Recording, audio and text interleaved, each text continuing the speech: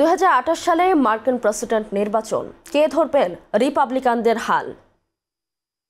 যোগ্য উত্তরসূরি কি তৈরি করতে পেরেছেন মার্কিন প্রেসিডেন্ট ডোনাল্ড ট্রাম্প, নাকি শেষবার ট্রাম্পের কাছে হারা কামালা হ্যারিস নামবেন আবারও?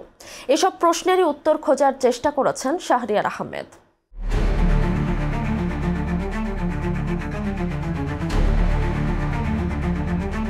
যুক্তরাষ্ট্রের পরবর্তী প্রেসিডেন্ট কে হবেন তা নিয়ে যেন আলোচনার শেষ নেই।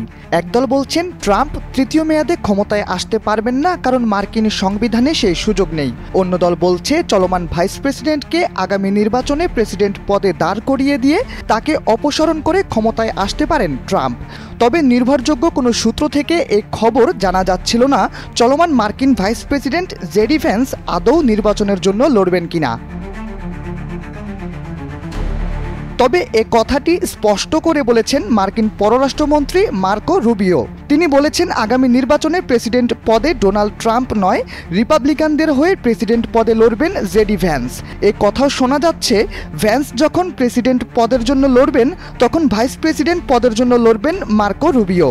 এমনকি ভাইস প্রেসিডেন্ট পদের জন্য লড়লেও নির্বাচনে রুবিওকে ভ্যান্স পূর্ণ সমর্থন দেবেন বলে জানিয়েছে সংবাদ মাধ্যম পলিটিকো। এদিকে সাম্প্রতিক সময় করা এক জরিপে দেখা গেছে 2024 সালে যারা ট্রাম্পকে ভোট দিয়ে দ্বিতীয় মেয়াদে ক্ষমতায় এনেছেন তাদের কাছে জেডি ভ্যান্স অনেক বেশি জনপ্রিয়। জরিপে অংশ নেওয়া 35% মানুষ ভ্যান্সকে পরবর্তী প্রেসিডেন্ট পদের জন্য দেখতে চেয়েছেন।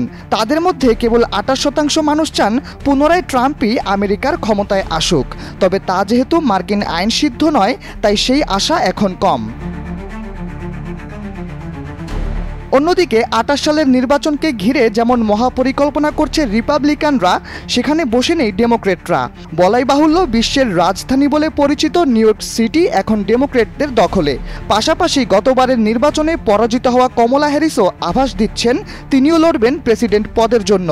যে কথাটি কেউই বলছে না তা হলো জেডি ভ্যান্স ও মার্কো রুবিও ক্ষমতায় আসতে পারবেন যদি আগামী নির্বাচনে ডেমোক্রেটদের বিপক্ষে জয় পায় রিপাবলিকানরা।